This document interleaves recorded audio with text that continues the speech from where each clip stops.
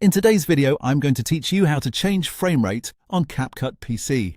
If you want your video to look smoother, like 60 frames per second, or you simply want to match the frame rate of your original recording, CapCut makes this very easy to do. The setting is not buried deep in the editing timeline. Instead, you'll find it when you prepare the project for export. That's important to know because a lot of people look for frame rate controls in the main editor and miss it completely. To begin, open your project in CapCut on your PC and go to the top right area of the app window. There you'll see the blue Export button. Click that once.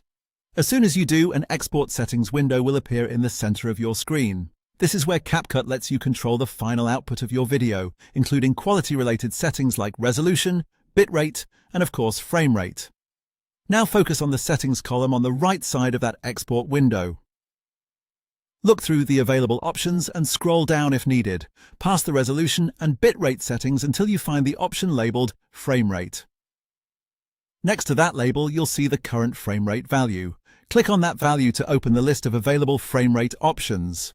Once the drop-down opens, choose the frame rate that fits your video. If you want a smoother, more fluid look, especially for screen recordings, motion-heavy footage, or gameplay-style content, select 60 FPS.